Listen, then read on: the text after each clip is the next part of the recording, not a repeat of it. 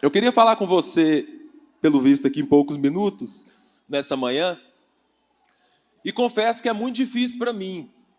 Por quê? Aquilo que eu vou falar aqui um pouco mesmo, né? Porque minha intenção era ficar aqui pelo menos até 2 da tarde.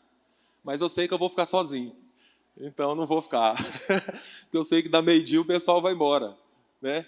Mas algumas coisas que eu vou colocar aqui, que eu separei para colocar aqui para você, são coisas que Deus fala comigo em 20 anos, desde quando eu me converti.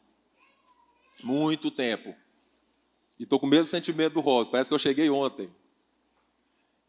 O tema nosso é Filhos Adotivos de Deus. Esse é o tema. Nisa, aqui, então, pelo título da palavra, a palavra já vai ser para baixo, melancólica. Pelo contrário, a visão que nós temos de adoção é completamente diferente da mencionada na palavra e você vai ver. Se eu perguntar aqui, quantos querem ser filhos adotivos do Senhor? Você vai ficar assim, uns 2 levantam a mão e tal. Só que no final, quando você entender, e se eu perguntar quantos querem ser filhos adotados do Senhor, você pula aí e joga a cadeira para cima. Completamente. Porque o mundo, ele trata a adoção de filhos completamente diferente da palavra de Deus. Eu contei na Rede Jovens aqui um tempo atrás, a gente chega, eu, a Luciana, o Noah, a gente vai em algum comércio, feira, né? Que feira geralmente você vai toda semana, né? Aí a gente vai na feira e esses dias, a gente teve lá o rapaz que vende as pipoquinhas lá, as farinhas, e a gente chegou lá e ele, e aí, Anísio, não vai arrumar mais nenhum menino, não? Porque 4 anos que eu vou na mesma feira, ele viu o Noah crescer. Falei, pai, estou esperando ele fazer 18 anos primeiro, sair, né? Depois a gente arruma outro, né? Escola, esses trem, né? Para lá, faculdade, né? E a gente, né, arruma outro, né, Josmar? Não, tem que ser agora. E a Luciana, não, mas eu acredito assim que Deus, né, vai me dar mais um filho. Mas eu acho que ele vai ser adotivo. Eu não acho que é da minha barriga mais. A Luciana falou, a gente conversando ali. E o cara, não, moço, filho adotivo não presta, não. Na hora. E vocês sabem, quem frequenta a feira aqui sabe, tanto que o feirante fala baixo, né? E eu caladinho do lado da Luciana aqui, ó. Não, vocês é rebelde, nenhum não vinga. Eu tô aqui do lado, né? Falei, não posso falar o nome do cara, vai que ele tá assistindo, né? Aí eu falei, não, moço, que isso? Eu sou filho adotivo. Aí ele, não, mas tem uns casos. Porque o cara sabe que eu sou de boa. Eu chego lá brincando, chamei ele, os filhos dele, converso com todo mundo. Isso aqui, a maioria aqui me conhece. E o cara, não, mas tem uns casos. Eu falei, não, mas você tá certo, a maioria não vinga mesmo, não. Pode ficar tranquilo, eu sou curado. Isso aí. Porque assim, minha mãe me adotou, desde quando eu nasci, só que por causa da documentação, aquilo tudo, eu cheguei na casa da minha mãe aos 19 dias de nascido, né? Só que assim, eu sou curado, você pode ficar tranquilo, ficar com dó de mim não, eu sou bem curado nessa área, tranquilo. Teve uma vez que tinha uma ministração lá na MCM, eu acho que era o Luiz Hermínio, ministrando, e ele fala muito sobre paternidade, né? Assim, na verdade, o tema paternidade, igual o Luiz Hermínio prega, eu nunca vi ninguém pregar. Ele é forte. E para você ver, isso foi em 2007, no intensivo da Luciana. Eu já tinha chegado antes. Estava lá já, né? Eu fui, ela não aguentou, 6 meses depois ela foi. Ela não me queria não, mas ela ficava cercando, sabe? Mas querer mesmo, ela não queria não. Mas dou razão para ela. Se vocês verem minhas fotos da época, realmente, não dava não. Ela conheceu aqui, ó. Os da minha época aí sabem, realmente, eu não culpo ela não. Hoje eu vejo as fotos, mas realmente. Realmente não dava não. E aí ele pregando, e no final ele falou alguma coisa de filho adotivo. E eu trabalhava igual o Robson aqui. A gente era 4 câmeras. Nesse dia eu estava na principal. Tinha um no palco, um no fundo, né? Com as câmeras esparramadas. E aí todo mundo olhou para mim assim, ó. Daquele jeito, né? Eu falei, será que você está achando que eu tô mal, né? Que eu sou. Porque quando você fala de família, né? Dá trauma, medo. A gente vai falar sobre isso aqui. E você olha para o outro assim, vocês estão falando adotado, né? E aí, quando eu falo, ninguém acredita. Porque o brincalhão, né? Já de boa, eu sempre fui resolvido com esse negócio. É lógico que eu tenho as consequências, né? Que dá, igual rejeição, medo, esses negócios, você tem que estar lutando contra. Mas quando eu converti, eu não sei se é porque eu converti novo, Eu converti feliz demais. Não queria mais nada. O Carlinhos pregou aqui, eu queria só o pão e fazer os outros rir, Carlinhos. Nossa, era bom demais. O que é isso? Não parei, né? Porque ainda faço minhas gracinhas ainda, brinco, gosto de todo mundo. E eu acho que quase todo mundo gosta de mim. E isso é o que importa. Mas todo mundo me olhou assim, ó. Aí eles ficavam com aquele olhar de dó, de pena. Eu falei, não, mas eu lá na câmera, eu olhava assim, não, gente, eu sou curado, eu estou de boa. Vocês podem ficar tranquilos. Não, acabou, a irmã veio, a irmã não me conhecia. A irmã veio, posso orar com você? Eu falei, se for pelo tema de adoção, não precisa. Eu sou de boa, eu sou tranquilo mesmo. E tal. E tinha um pastor lá que me conhecia já há muito tempo, o Tom. Não, ele é de boa, esse cara não dá moral para nada, não sei o que tem. Ele fala, não, mas posso orar? Nossa, mas essa irmã orou. E tipo assim, expulsando muita coisa que o Senhor já tinha expulsado, sabe? O Senhor já tinha tirado. Então sempre fui muito resolvido isso aí. E eu falo isso aqui abertamente, você é tranquilo. E sou muito a favor também. Quando a Luciana fala de adoção e tal, eu sou muito a favor. Acho que não tem nem como, né? Eu seria um hipócrita, né? Não, eu sou contra. Tudo rebelde, não vinga não, Rodrigo. Misericórdia. Então essa é a visão. Só que quando você vai ver, com esse olho nosso, você vai para a palavra e lê alguns textos que falam sobre adoção, e não são muitos, e eu confesso que eu tenho estudado esse assunto e não achei muita coisa, pregação não achei nenhuma, para ser sincero. Achei alguns relatos, algumas coisas da palavra. Então, muita coisa aqui mesmo, é Deus que colocou no meu coração, e eu quero estar passando para vocês, amém? Então, o objetivo é que você entenda o amor de Deus por você, é te ajudar nisso, porque vamos falar sério, não adianta a gente falar que uma pregação sobre o amor de Deus, a gente sai daqui achando que entendeu, sim ou não? Cara, o amor de Deus é muito grande, e aí, quando você diz, 20 anos, eu acho que eu não entendi nem a metade. Né? Talvez tenha gente aqui que tem mais anos de convertido do que eu. Também acredito que não entendeu e não experimentou a totalidade desse amor. Porque não tem como você comparar.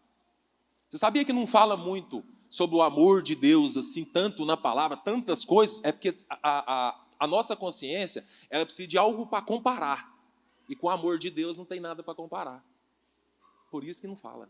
É igual o céu. Vai estudar. O que tem no céu?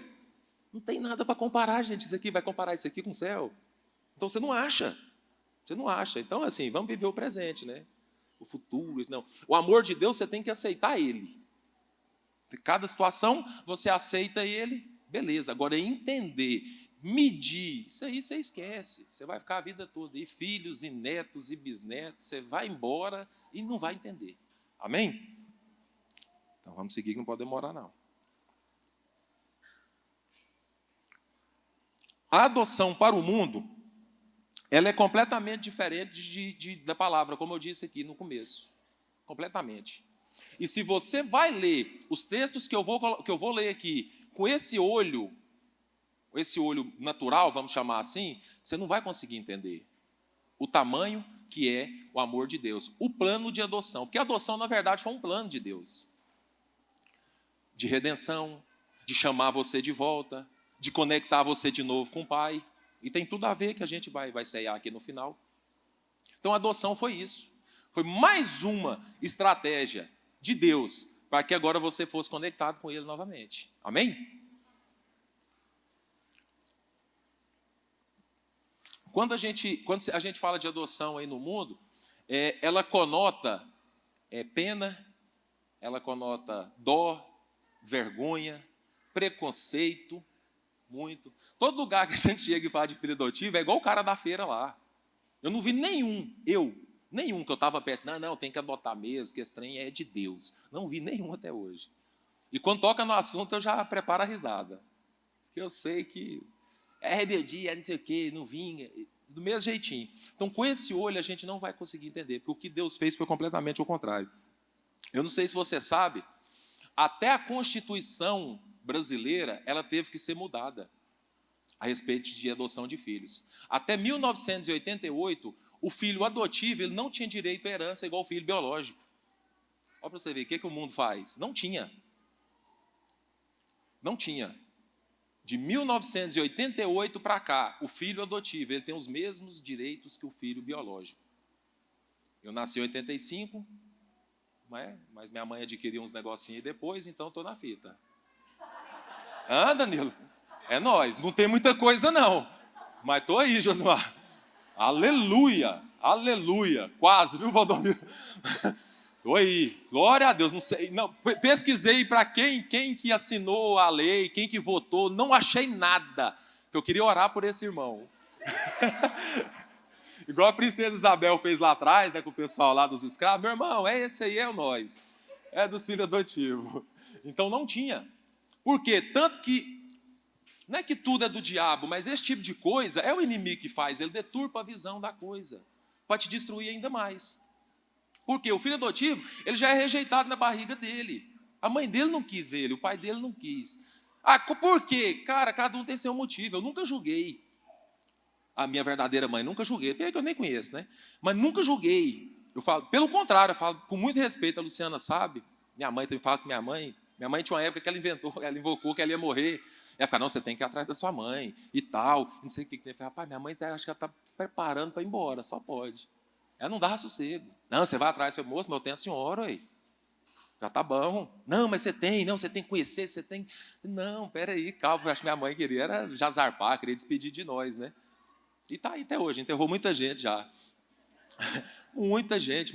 Né? A minha mãe é guerreirona, rapaz, guerreirona. Porque se fala muito de adoção, mas para você entrar nisso, eu não sei quantos aqui sabem, a burocracia é muito grande. Muito grande, muito grande. A gente acha que é só chegar lá, né? Não, isso aqui mesmo e tal. Vamos embora, vou pegar esse aqui mesmo, vamos embora. Vem. Não, é canseira. É canseira. O processo da minha mãe comigo foi mais rápido, porque... Isso é dizer minha mãe, eu nunca vi. Na ficha, você coloca a descrição da criança toda, né? Você coloca tudo, cor de cabelo, cor de olho, cor de pele, não sei o quê, não sei o quê. Dizendo minha mãe, isso é minha mãe que conta, viu? Pelo amor de Deus, gente. Pelo amor de Deus. Minha mãe fala que todo mundo, a expressão que ela usa, todo mundo que colocou na ficha lá, loirinho do olho azul. Minha mãe usa essa expressão. Todo mundo. E eu queria um menino, ela fala. Aí ela fala assim, aí eu fiquei pensando, eu acho que o meu vai até sair primeiro. O loirinho do olho azul, a mãe não vai dar para ninguém, não? Na cabeça dela. A mãe é do sistema mais antigo, né? E, enfim, o dela saiu primeiro, realmente. Saiu primeiro, chegou, não teve como pegar no primeiro dia, porque meu pai estava viajando, e para buscar tinha que ser os dois. Eu não sei se ainda é assim. Meu pai chegou de viagem, demorou 19 dias, foi lá e preparou tudo, e aqui estamos nós, graças a Deus. Cheio de doenças, cheio de coisas, mas nem vou falar isso.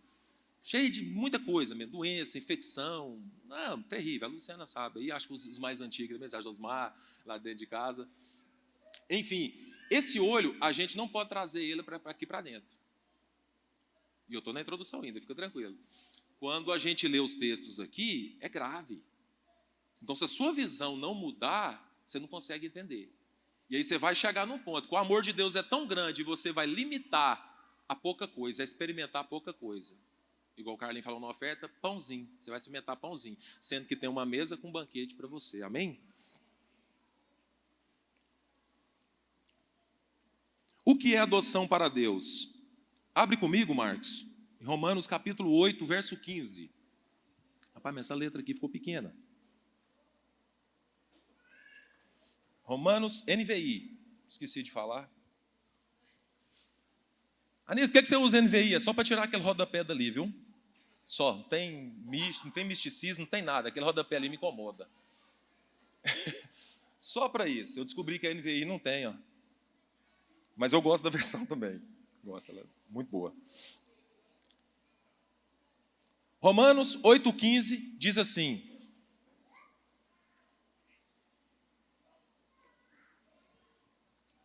pois vocês não receberam um espírito que os escravize para novamente temerem, mas receberam o Espírito que os torna filhos por adoção, por meio do qual clamamos, Abba, Pai. Se eu leio esse versículo aqui, nessa ótica que eu trouxe para você de introdução aqui, de vergonha, de preconceito, o que você vai entender? Talvez você não é adotivo, você não vai ter a mesma visão que eu, mas eu quando li isso aqui, a minha cabeça era assim, rapaz, mas a vida realmente é difícil, né? Porque eu já não tive pai e mãe, natural, né? Um outro casal teve que me adotar e com Deus é a mesma vida. Você está entendendo? Por que eu fiquei focando nisso aqui no começo? A gente tem que mudar a cabeça da gente. Completamente. Quando você lê isso aqui, ó, eu nunca li esse versículo e chorei. Tadinho de mim aí, nem Deus. Não, eu sou curado mesmo. Anísio, mas como é que faz? Porque eu conheço alguém adotivo, eu sou adotivo e eu ainda tenho esse sentimento negativo. Eu não sei a tática, não sei o que é. Eu queria te falar a fórmula. Mas minha mãe nunca escondeu nada de mim. Eu sempre soube que eu tinha 2 mães, 2 pais. Eu sempre soube. Quando a gente é pequeno, a gente acha que é brincadeira, né? Você chega na festa, que tanto de adulto, né? A gente coloca os meninos para passar vergonha lá, né? Aí eles, quantos filhos você tem? Quantas mães você tem? Tem 2. E quantos pais? 2. E todo mundo ri. Aí você acha massa. Riu, acabou, né? A gente que faz gracinha é assim. Se vocês rirem, acabou. Acabou. A gente não para mais, não. Fica o tempo todo. Então a gente era brincadeira. Só que eu sempre soube. Teve um dia, mais ou menos assim, eu tinha uns 10 anos de idade, fui mexer no guarda-roupa da minha mãe e tinha muita coisa lá dentro. Eu achei a certidão de nascimento verdadeira. Como eu já sabia da verdade, para mim foi só uma curiosidade. Mas aqui, convenhamos, se eu não soubesse da verdade, o dia que eu achei essa certidão, esse era o dia do mal, era o dia da ira, era o dia de quebrar tudo. Você pode ter certeza, 10 anos de idade. O que é essa certidão? Minha mãe ia ter que explicar para mim o que a certidão estava fazendo lá. Por quê? Eu olhei, eu vi o nome da pessoa, vi o nome da mãe, não tinha o nome do pai, e eu vi a data de nascimento. A data de nascimento era a mesma minha. Eu falei, opa, esse aqui nasceu no mesmo dia que eu. 10 anos de idade. A gente com 10 anos era mais bobo que os meninos de hoje, sim ou não? Muito mais. A gente tinha internet aí, não tinha celular, não tinha muito recurso para a gente, né? Só que eu falei, opa, nasceu no mesmo dia que eu. Aí vi lá Goiânia, Goiás. Fiquei curioso com aquele trem, Danilo. Peguei a certidãozinha e falei à minha mãe, mãe, quem que é esse menino aqui que nasceu no mesmo dia que eu? Aí ela parou assim, eu lembro que ela estava numa mesa grande que tem lá na minha mãe até hoje de madeira, sentada na área. Assim, na casa da minha mãe a mesa sempre está cheia de comida, então não sei se era a hora da refeição ou não. Mas sempre fica café e comida lá o dia inteiro. Igual casa de vó, né? Igual casa de fazenda, esses tipos assim. Toda hora que você chegar, a mesa está cheia de comida. Minha mãe olhou, não, isso aqui é a sua, natural. Isso aqui é a sua, que eu te falei, quando a mamãe te pegou e tal, esse era o outro nome que você tinha. Essa é a certidão, e eu mudei para a que você tem hoje, porque a minha eu andava com ela. Porque com 10 anos eu já estava jogando futebol, a gente precisava do documento, né? Agora, você imagina, se eu não soubesse. Meu irmão, esse era o dia de quebrar tudo. Esse era... Aquela quebradeira lá de Brasília era neném para mim. Esse dia. Eu sozinho, né? E vocês ficou curiosos para saber do nome, né? Qual que era meu nome, né? Eu estou vendo o rosto da Gabi ali. Meu nome era Edson dos Santos. Ia virar Edim. Ia ser mais um Edim, né, Rodrigo? Aí minha mãe mudou para Anísio Filho Cardoso em homenagem ao meu pai. E eu quis colocar Anísio Neto, a Luciana falou que a geração do Anísio acabou.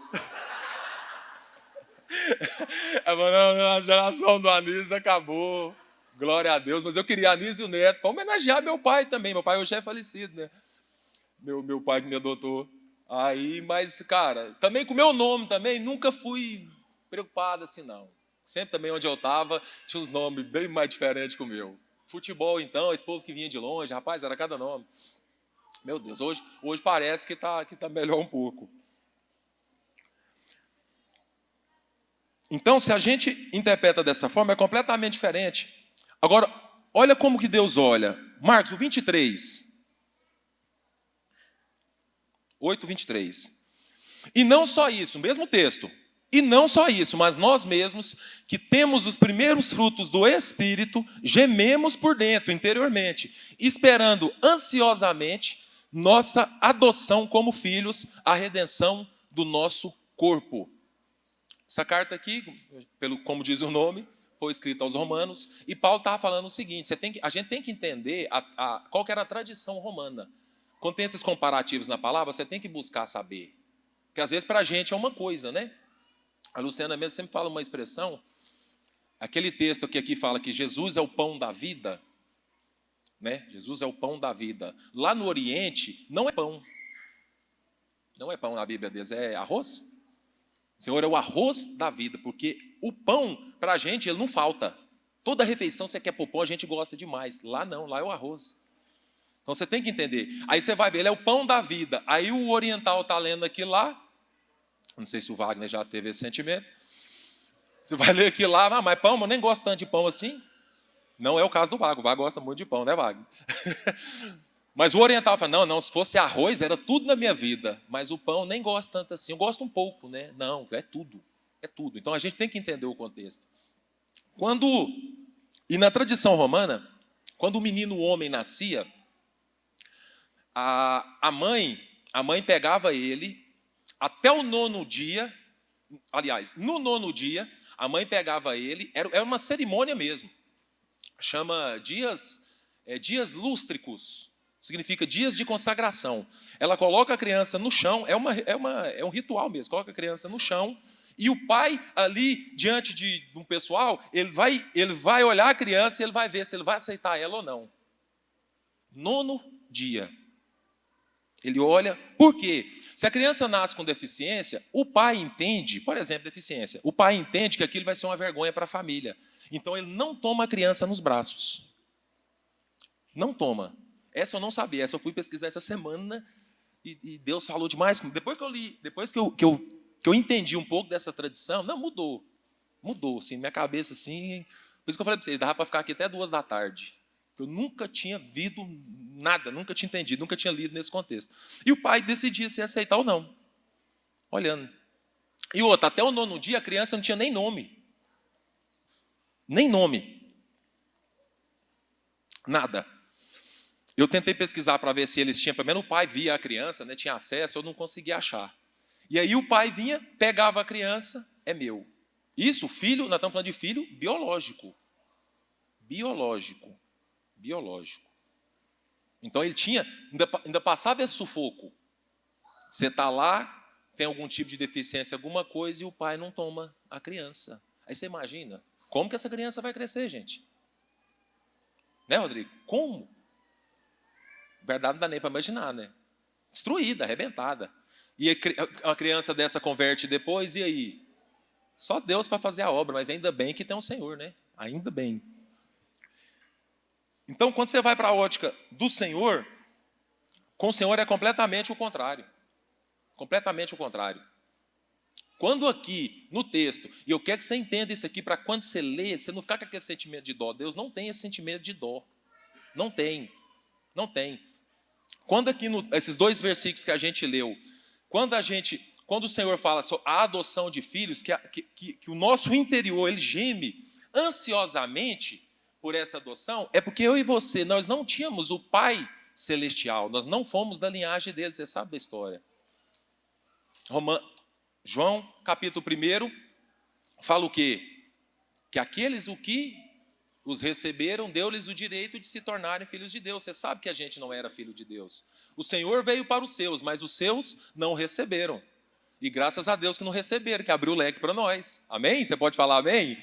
Graças a Deus que eles não receberam. Eu louvo pela vida deles. Só que aqui agora, Deus tem a opção de voluntariamente Ele querer te adotar ou não. Aí muda tudo. Aí muda tudo. Aí, desde essa adoção, já começa o quê? A gente compreender um pouquinho desse amor. Porque Ele não precisava. Não é aleatório. O Senhor não nos adotou com dó da gente. Não. Não. Isso aqui eu tinha esse entendimento. Não, mas Deus, é porque Deus é Deus, gente. E aí ele viu lá aquele povo, né, aquele tanto de gente, rapaz, não tinha pai, não tinha nada. Não, pega tudo para mim. Mas não. Voluntariamente, o que Paulo queria mostrar para o pessoal lá, para os romanos, era assim, ó. Deixa eu falar para vocês. Toda vez que eu falar de adoção de filhos, é Deus voluntariamente. Ele foi lá e pegou. Ele está olhando a criança. Ele vai lá e pegou. O Senhor vem e já tomou você nos braços. Ele nem pensou. É meu. E nessa tradição romana, aquele que adotava, ele não podia devolver a criança mais. Não tinha essa opção. Não, adotei. Não, com 15 anos, acho que esse trem não vai vingar, não. Acho que esse trem vai ficar rebelde mesmo, igual os outros falam. Vou devolver. Não tem, o romano não. O romano leva muito a sério isso aqui, ó. Muito, essa questão de adoção. Muito. Desde aquela época até hoje. Muito. Então Deus aqui está deixando uma mensagem para mim e para você. Você é meu para sempre. Você pode dar um glória a Deus mais forte? Irmãos, isso aqui é libertador. E eu choro, não é por mim, é por quantas pessoas que a gente vê, que é criado com vó, não teve os pais, perdeu os pais muito novo. E a gente vem para a igreja, vem para a casa de Deus, meu irmão. Eu lembro quando eu dava aula na escolinha do pastor ali, e um dia eu fui perguntar para as crianças, falei, quantos aqui moram com os pais e os pais são separados? Irmãos, para que eu fiz aquela pergunta? Acho que não ficou um. Os meninos. Os que dava mais problema, o pai era separado da mãe. A mãe vinha, professor, eu podia conversar com meu filho. Ele dá trabalho demais. Eu falei, mas qual que é a questão? Como é que é a história da senhora? Porque a gente, essas horas, você esquece que é professor e vira pastor, né? A senhora, você é pastor, não, mas qual que é a história da senhora? Não, porque eu separei do pai dele, muito novo e tal, eu que crio, eu trabalho demais, ele fica sozinho em casa, difícil demais. A gente já é da igreja, você tem um feeling. Você fala, cara, essa criança precisa só de amor. Por isso que eu falei que é libertador. Criança quer um abraço só. Só. Eu, graças a Deus, assim, eu entendi a linguagem de amor da minha mãe. Nunca fui, ai, menina. Não, sempre entendi. Ela tem um sistema dela lá, o sistema mais antigo, é aquele mais bruto um pouco. Né? Acho que é por isso que eu não fiquei rebelde também. O sistema era bruto, meu irmão, eu batia mesmo. Mas eu entendi a linguagem dela, qual era o sistema dela. Então, assim, nunca tive, diante dos irmãos aqui, nunca tive problema com isso, não. Muito tranquilo. Eu e minha mãe, a gente até parece. Quem conhece minha mãe sabe. A gente parece, né? Não tem nem como falar que não é filho, né? Se fosse biológico, eu acho que não parecia tanto. Mas, assim, nós precisamos entender isso aqui. Primeiro, para a gente. Segundo, para ajudar as pessoas. O povo está vindo arrebentado, gente. O índice de separação está cada vez maior. Depois da pandemia, então, não dá nem para contar. Então, a gente precisa entender. A gente precisa ajudar as pessoas, só que a gente tem que entender isso aqui. Então, nessa manhã, eu quero que você entenda essa parte da adoção. Porque, para mim, isso aqui é libertador. Isso aqui é sem lógica. Você vê Deus fazendo uma aliança dessa com a gente, a troco de quê? De nada. Você não chega para adotar lá e fala assim, ó, eu vou adotar uma criança aqui, mas é o seguinte, ela dá conta de pagar os estudos até os 18 anos? Quem faz essa pergunta? Ela dá muita despesa? Porque meu orçamento lá, eu fiz as contas, só vai sobrar 150 todo mês para a criança. Ela consegue viver dentro disso? Meu irmão, você chega lá, adota e acabou. Assim foi com Deus. Deus não queria nada em troca de você. Nada, nada. Nem a certeza da sua salvação, que você ia tomar a sua decisão, ele não tinha. Ele fez. Mas baseado no amor dele, é que você está aqui hoje, você se converteu. Tá, não, vou. Como diz a canção, para onde eu irei, né? Com amor desse, para onde que eu vou? Não tem lugar. Vamos seguir que ainda tem muita coisa aí. Você vê tanto que os romanos levam isso a sério. Entre os grandes imperadores de Roma, tinha esse laço de adoção. Deixa eu ver aqui quem é o nome do camarada.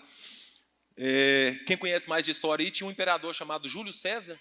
Foi um muito grande. Ele tinha um filho adotivo. Na verdade, ele era um sobrinho, o irmão dele morreu e ele adotou aquela criança. E você sabe que o imperador ele é passado de pai para filho. O menino que era adotado, chama Otaviano César, ele também foi e adotou uma criança depois. Então você vê aqui, 3 gerações aqui, eu trouxe só 3 para você. 3 gerações aqui de filhos adotivos, tanto que eles levam isso a sério. Então você imagina Deus. Por que você acha que Deus te adotou e no seu momento de crise financeira, no seu momento de crise emocional, no seu momento de dificuldade, você acha que Deus te abandonou? E esses caras aqui eram maus. Se você vai estudar o império dos caras aqui, os caras eram mal. Então, se o romano leva isso a sério, você imagina Deus. Você imagina Deus. E Deus, eu gosto de falei, ele não esperava nada em troca de você. Nada. Ele só te amou. E por isso a gente está aqui. Amém? Através desta adoção, agora eu estou novamente conectado com o Pai. E quando eu falo novamente conectado ao Pai, é porque tudo que é do Pai agora é meu. Inclusive a herança dele, amém? Que é por essa que a gente vive, gente. Vamos falar sério, aqui tem um bando de interesseiro. Cara, é porque quando a gente fala de herança, não é só dinheiro. Cara, herança é a plenitude do Senhor. Plenitude. Né? Eu lembro que o pastor Jonathan já pregou aqui que ficou o quê? Uma vida, anos, sem ficar doente. Herança. E ele levou sobre si todas as nossas dores e enfermidades. Eu me apropriei dela, acabou a herança. Dinheiro é bom? É, você faz muita coisa com dinheiro. Além para você, e também você pode ajudar, você ajuda a obra. E os irmãos aqui já têm contribuído, já no final do ano nós estamos lá no nosso prédio. Mas quando a gente fala de herança, é numa totalidade, em todas as áreas da sua vida. Você agora é participante com o Senhor. Ah, mas dinheiro era para o judeu. Mas você lembra lá do João 1? Ele veio para os seus, mas os seus não quiseram. Irmão, a herança é nossa. É nossa. E agora? Ah, não, porque nesse tempo não é para nós é no céu. No céu você vai gastar dinheiro com o que lá? No céu. Vai comprar o que lá? Para, gente. É agora. É agora. E é para isso que o Senhor te adotou. Ele não quis, ele sendo rico, igual a palavra fala, poderoso, ele não quis viver uma eternidade sem você, sem eu. Não quis. E todas as riquezas dele, ele não quis gastar sozinho. Não. Primeiro porque é muita coisa. É muita coisa. As ruas do céu são de ouro. Então você imagina as demais coisas. Vamos seguir. E você sabe qual o tamanho dessa herança? Do tamanho do amor dele, né? Não tem como medir. Mas tem um texto, quando eu leio esse texto, dá para ter uma noção. Está pertinho aí, Marcos, Romanos 8, 17.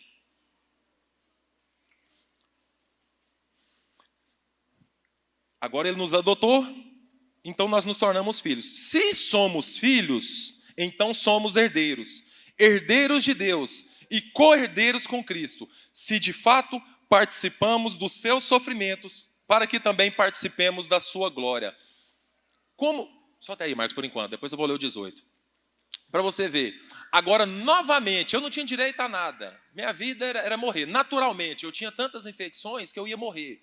Quando minha mãe foi me pegar, o médico falou, não leve esse não, porque esse aqui vai morrer. Eu vomitava, não comia nada. Porque o médico, geralmente, é a ética deles, né? Eles não dão muita esperança para o paciente, né? Mas meu caso era grave.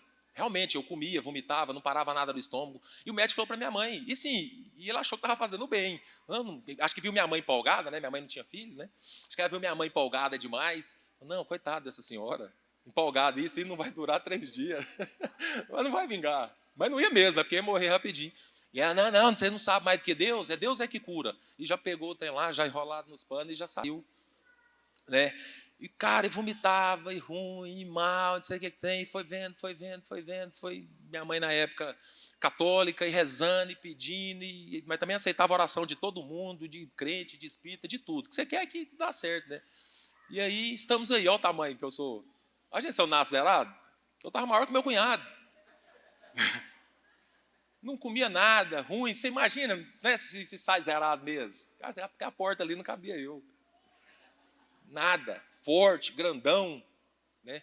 Não, glória a Deus e aleluia. Só que quando você lê aqui, agora eu sou herdeiro e co-herdeiro, eu e você, nós temos 2 partes na herança.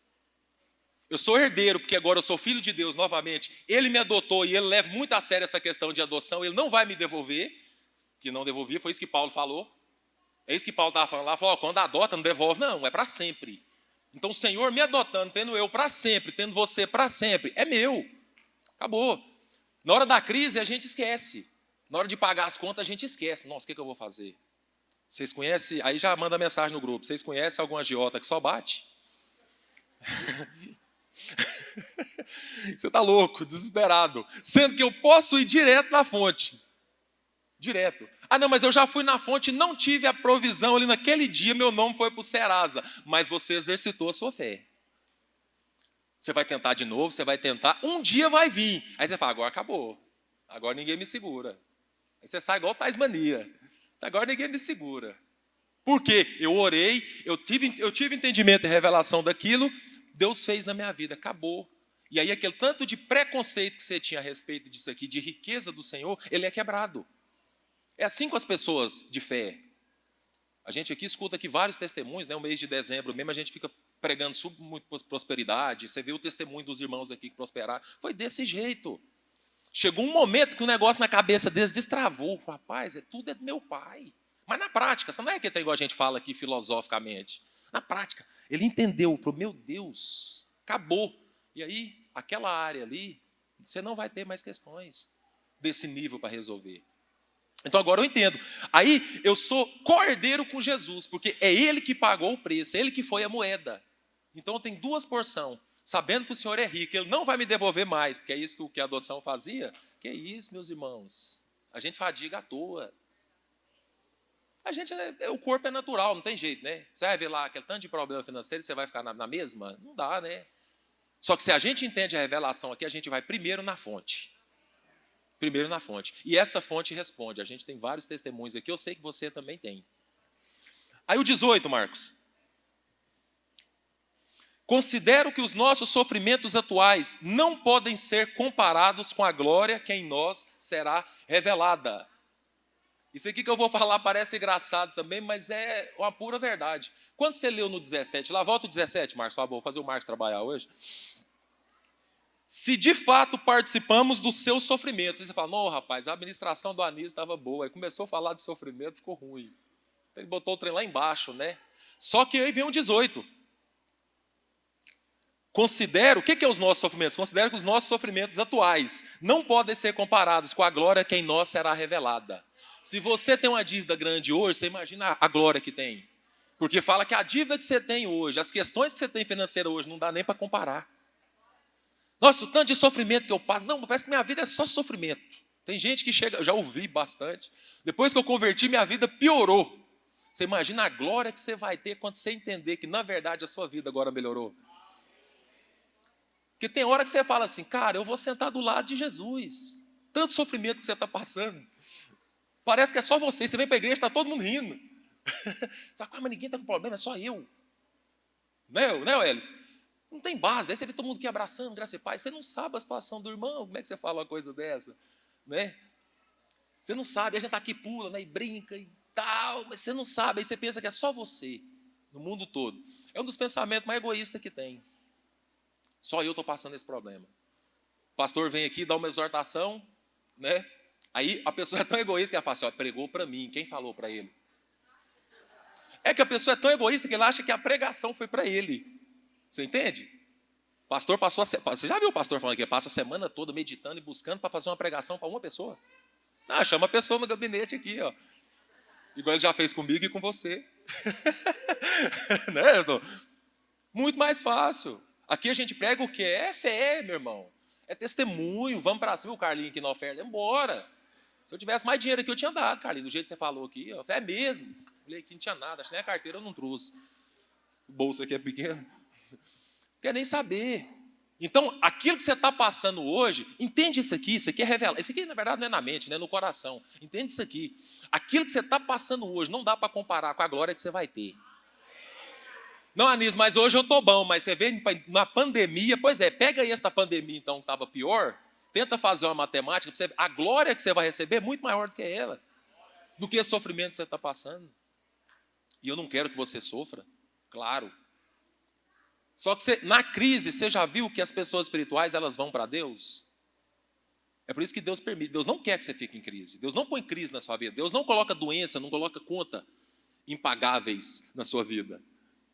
Só que na crise, você tenta de tudo e você vai para ele. Né? Aí ele fala, ai, e aí? Você entendeu? Se a gente fala, agora você lembra de mim? Na hora de comprar lá, que é trem cheio de boleto lá, você não perguntou para mim. Né? Só que Deus não. Deus não. Fala, não, mas é nós, isso aqui, o que é isso aqui? Não, vem cá, moço, você não precisa disso aqui, você precisa de mim. Aí ele vai e te abraça, ele pega você no chão ali, te abraça. Você lembra que eu falei que até o 9º dia a criança não tinha nem nome? Pois é, e você viu que as pessoas da Bíblia, os personagens da Bíblia, quando elas encontram com Deus, elas têm que mudar o nome? É isso aqui, ó. Eu mudei meu nome. Eu só não estou na Bíblia. Tiago? Mas eu mudei meu nome. E você sabe o que Anísio significa? Não vou nem falar que vocês vão falar que eu sou soberbo. Vamos continuar. Que agora eu empolguei, agora eu lembrei essa aqui, eu vou nem... Fala não, vai falar que eu sou soberbo, então nem vou. E eu estou começando a pregar agora, não posso, né, dessas bobeiras, essas garfas, esses trem. Misericórdia. Depois que eu descobri o significado, quiser dar um Google e pode dar, depois que eu descobri o significado, aí que eu não quis mudar mesmo. Aleluia! Gálatas capítulo 4. Vou até mudar o texto, Marcos. Gálatas capítulo 4. E olhar meu tempo também, né? Eu empolgo aqui. Tá quase. Pesquisou? Olha lá.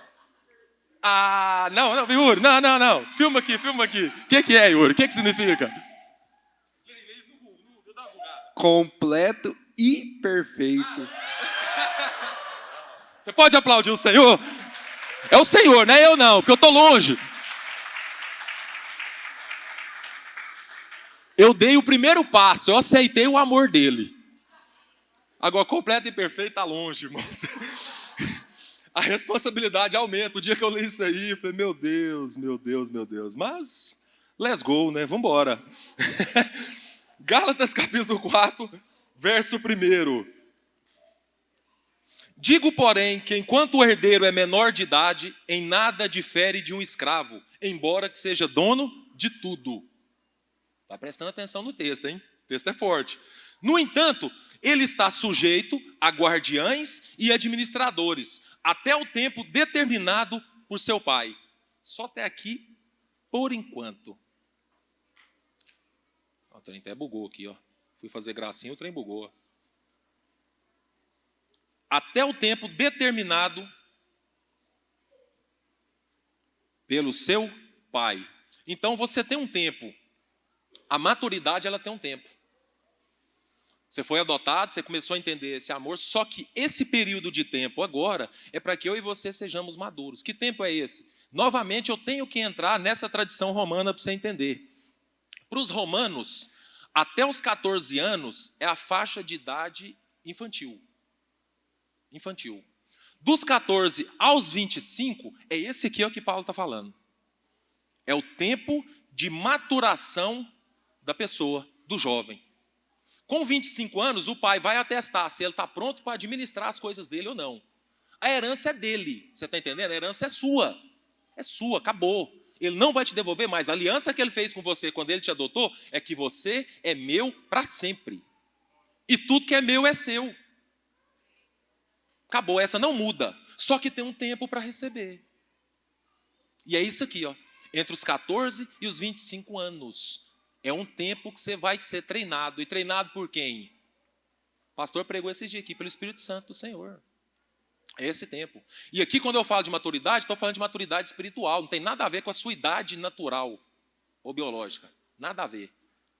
Estou falando no português rasgado, no português da rua, sua bagagem, seu tempo de rua. É o tempo que você está na igreja. É aquilo que você entregou para o Senhor e aquilo que você recebeu dele. Essa que é a maturidade.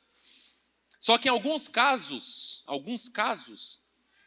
o Espírito Santo ele precisa nos colocar numa estufa espiritual. Por quê? Porque eu fiz algo, ou você fez algo, que adiantou a faixa etária sua. Tá? Vou melhorar isso aqui, vou dar alguns exemplos aqui só para você entender. Por exemplo, na igreja, os jovens casam muito novos. E tá certo. Quer que o Noah casa rapidinho e já acelera. Vamos embora. Novo.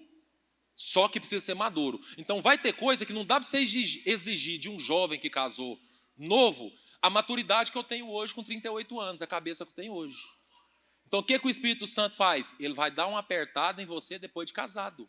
Porque o propósito de Deus não é família, não é casamento, não é bênção de Deus. Então ele tem que dar uma apertada. Não tem jeito. Eu me tornei líder muito jovem. Talvez você pensa, de certa forma, você passou um pouquinho para outra etapa. O Espírito Santo agora vai ter que colocar você numa estufa para você aguentar mais pressão. Porque líder aguenta pressão, sim ou não? Sim, né? Vocês falaram baixo, é porque não é todo mundo que lidera. Se fosse todo mundo que liderasse, vocês iam ver. Hein, Rodrigo? Rodrigo nem falou.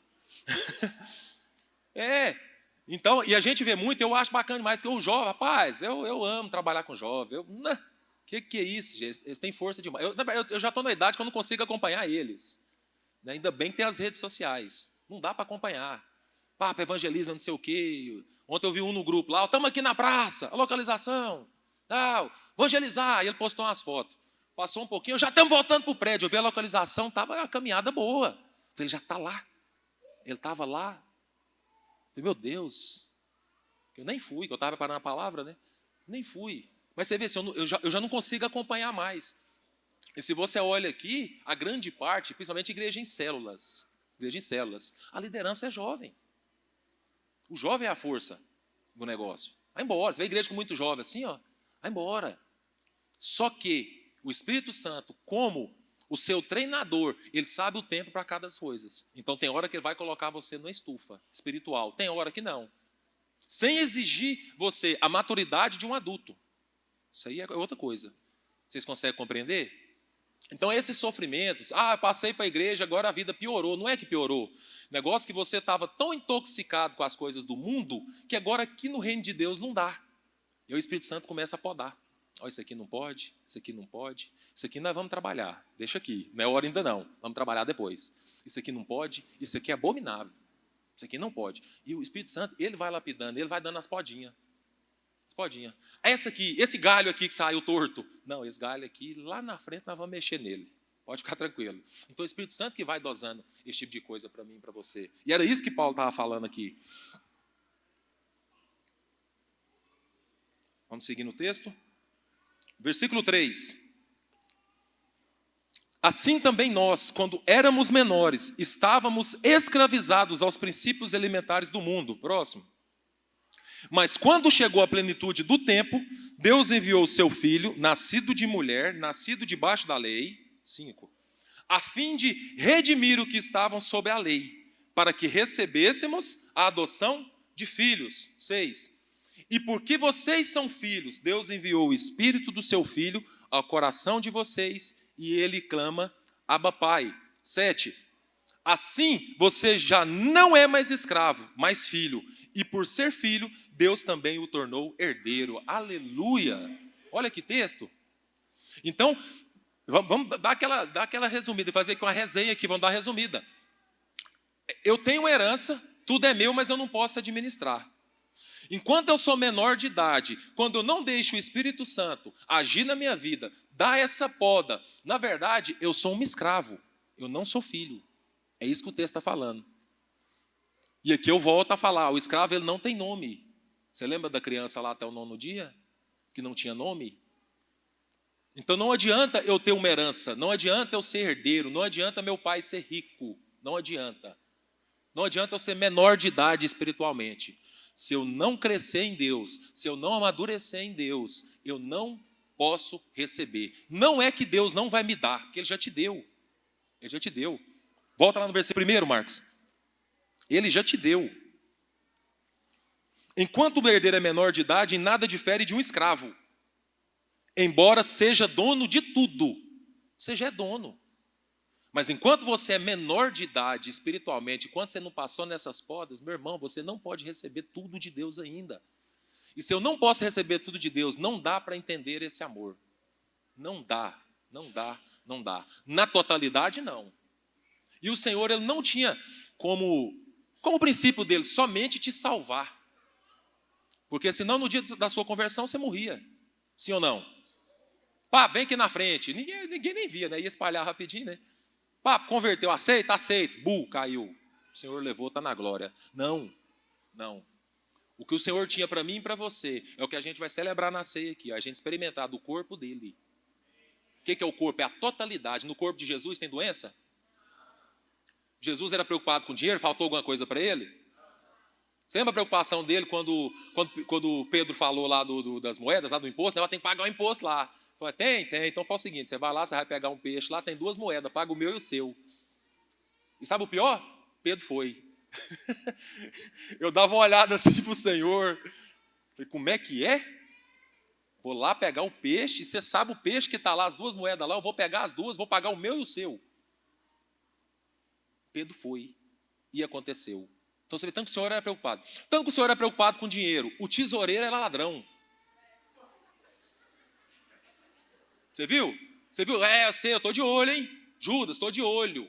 Você nessa bolsa, Pedro, cola nele, não deixa ele sozinho com essa bolsa, não. Você não lê isso. A bolsa é sua, meu irmão, a bolsa é sua. Tá, paz, acabou. Você não lê nenhum. Pode acontecer alguma coisa lá na história. Aqui você não vai ler. O Senhor preocupado, né? E João percebeu que o Senhor estava preocupado com Judas que estava com a bolsa. Não tem. O Senhor não era preocupado. Ele era preocupado com o propósito dele, que era isso aqui, ó, me adotar e te adotar. Essa aqui, ó, a preocupação dele era isso aqui, ó, porque você vê que, não sei se a gente vai ler esse texto, se vai dar tempo, porque eu estou vendo meu tempo aqui. Eu vou até chamar, o Nestor já pode ir me subindo. Não vai dar todo o tempo, mas aqui o Senhor não estava, a preocupação dele era o seguinte, que quando começa um momento, o dia que eu e você fomos adotados, foi quando o Senhor veio, igual a gente leu aqui, ele nasceu de mulher, sob a lei, aí quando ele morre, ele vence a lei. Ele vencendo a lei agora o Senhor pode nos adotar. Então, na cruz, começou o meu período e o seu de adoção. Foi na cruz. Começou lá. Então, Jesus só estava preocupado com isso. Você pode ver tudo que ele falava, não, eu falo o que eu escutei do meu pai.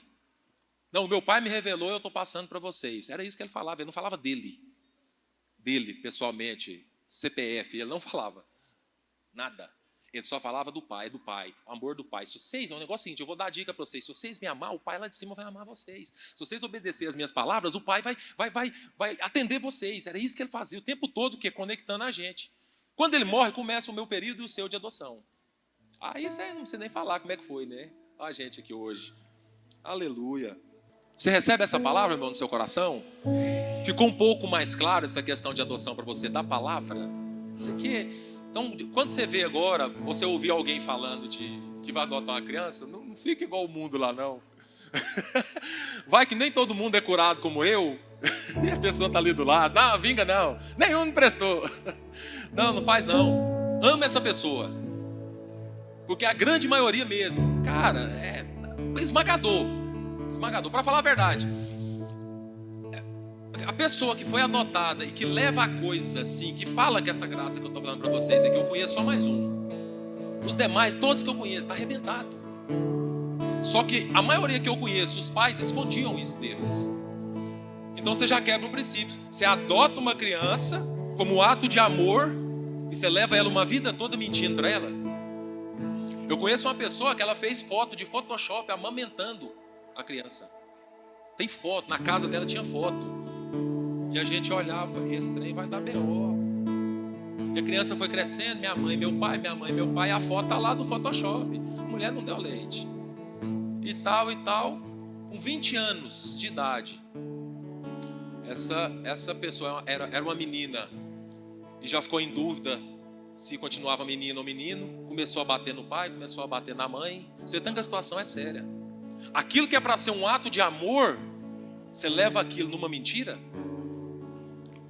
E não somente adotivo, igual eu falei. Quantos não teve o pai, quantos não teve a mãe, quantos perdeu o pai muito cedo, quantos perdeu a mãe muito cedo, né? Os que perdeu, você pode ver, a pessoa quando perde o pai muito cedo, cara, ela pulou aí no mínimo 2 etapas da vida, que ela já tem que trabalhar já para colocar o sustento em casa, para ajudar, e aquele negócio, pulou etapas da vida. E aí agora? É só o Senhor, meus irmãos, só o Senhor. Eu não tive essa. Mesmo meu pai, minha mãe adotiva, minha mãe cuidou do meu pai, passou umas raivas lá com ele, meu pai era alcoólatra, minha mãe passou muita raiva com ele, desgastou, saúde, muita coisa, mas viveu com ele até o último dia da vida, até o dia que o SAMU pegou meu pai, levou, ele ficou internado e faleceu ali depois de uma semana. Isso em 2006, ficou. Então assim, por isso que eu falo, acredito eu que essa graça que eu consigo falar desse assunto é por causa disso. Você vê lá meu pai, minha mãe, é normal. Você tem primo, você briga com primo, quem tem irmão briga com irmão, a mãe briga, tem hora que você grila, o pai briga, você grila e você vai, mas você ama ele, você não larga eles por nada. Eu mesmo sou apaixonado na minha mãe, né? Rogério, lá sabe, Rogério, lá de dentro de casa, apaixonado e tal. E quantos não teve? Teve um lar destruído.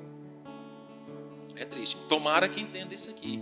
E é para isso que eu ministrei essa semana. Eu nunca preguei sobre isso aqui. A Luciana é testemunha. Mas, de algum modo, o Senhor permitiu que hoje eu pudesse estar trazendo para vocês um pouquinho disso aí. Porque é muita coisa. Mas isso aqui é 20 anos. De adoção eu tenho 38, né? Mas 20 anos que eu estou na igreja. E como Deus fala com a gente, como a gente está aqui, o Espírito Santo está podando, e a gente não para e vai, e a gente casa, aí Deus poda os 2, poda junto, o menino nasce, poda os 3, e vai, e a gente está avançando. Só que esse amor aqui a gente não pode perder.